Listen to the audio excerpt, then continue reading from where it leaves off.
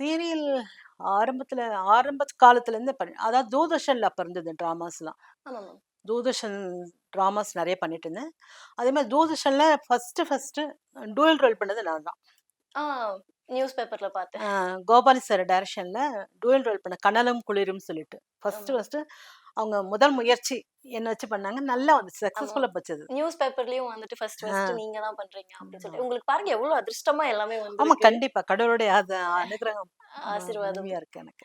ஆமா ma'am. Ma'am maximum வந்துட்டு சீரியல்னாலே அலறி அடிக்கிற அளவுக்கு வில்லியா இருக்கீங்க. நீங்க சீரியல்லயும் மாமியாரா இருந்திருக்கீங்க. இப்ப மூவிலயும் மாமியாரா இருந்திருக்கீங்க. 2த்துக்கும் என்ன மேம் டிஃபரன்ஸ் உங்களுக்கு இருக்கு?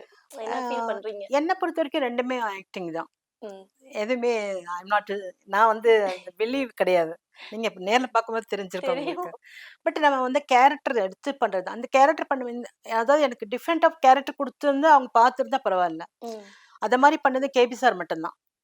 ஓகே அவர் மேம். மட்டும் தான் எல்லாமே கேட்பாங்க. ம். உங்கள பார்த்தா கிளாமராவும், வில்லியாவும் தோணுது. கேபி சார் மட்டும் எப்படி உங்களுக்கு புடவ கட்டி, ஒரு கையில ஒரு குழந்தைய குடுத்து, ஒரு குடும்ப ஸ்திரியா பார்த்தாரு அப்படின்னு.